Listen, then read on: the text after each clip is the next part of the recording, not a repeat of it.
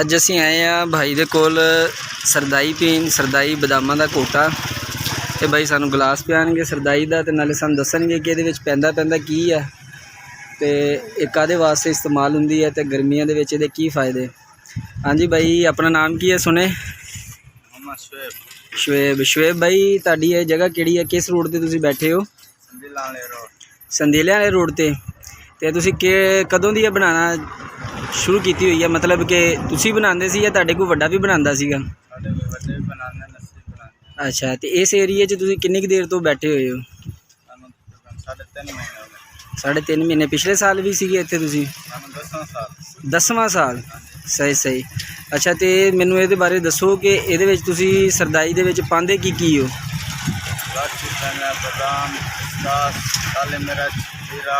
ਅੱਛਾ, ਇਹ ਕਿਸ ਮਕਸਦ ਵਾਸਤੇ, ਮਤਲਬ ਕਿ ਗਰਮੀਆਂ ਦੇ ਵਿੱਚ ਇਹਦੇ ਕੀ ਫ਼ਾਇਦੇ ਨੇ? ਇਹਦੇ ਕੁਛ ਸਾਨੂੰ ਦੱਸਣਾ ਚਾਹੋਗੇ ਥੋੜ੍ਹਾ ਜਿਹਾ?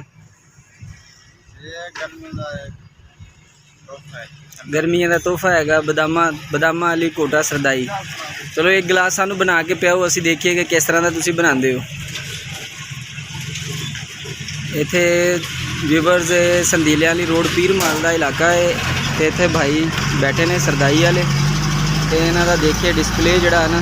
ਤੇ ਮੈਂ ਰੁਕਿਆ ਹੈਗਾ ਵਾ ਦੇਖਣ ਦੇ ਵਿੱਚ ਤਾਂ ਮਾਸ਼ਾਅੱਲਾ ਬਹੁਤ ਪਿਆਰਾ ਇਹਨਾਂ ਦਾ ਜਿਹੜਾ ਵਾ ਨਾ ਸਟਾਲ ਇਹਨਾਂ ਨੇ ਲਗਾਇਆ ਹੋਇਆ ਤੇ ਮਾਸ਼ਾਅੱਲਾ ਪੀਨੇ ਹੈਗੇ ਤੇ ਦੇਖਦੇ ਕਿਸ ਤਰ੍ਹਾਂ ਦਾ ਹੈਗਾ ਵਾ।